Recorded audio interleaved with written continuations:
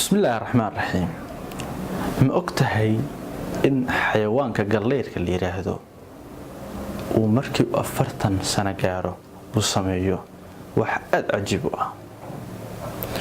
xayawaanka galleyrka la yiraahdo markii uu 40 sano jiro waxa ku dhaca in garbihii iyo baalashii ku duuli jiray ay cuslaadaan, ay duqoobaan, cidii wax ku qabsan jiray inay tabar daraadaan, afkii uu wax ku dili jiray uu wax ku cuni jiray in uu soo qalloocmo, in uu dareemo tabar daro aad u weyn.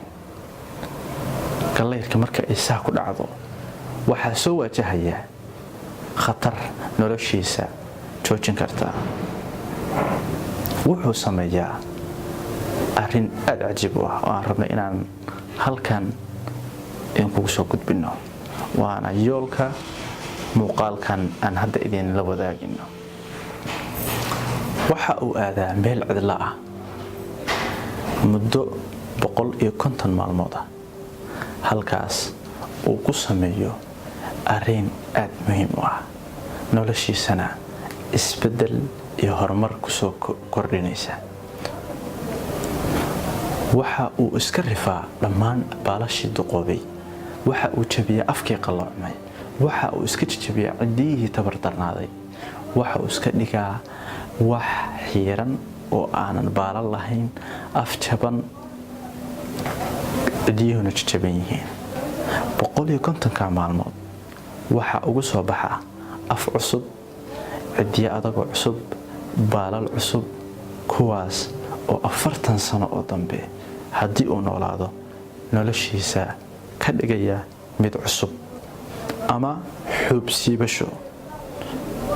haddaba ma u baahannahay aniga iyo adiguba in aan 150 kaasoo kale waxa u dhigma aan samayno?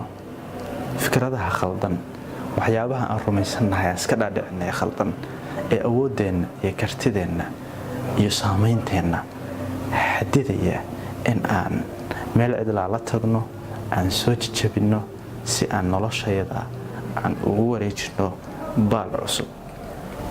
waxaan filayaa inay ku gaartay fariinta qisadan oo ah isbedel.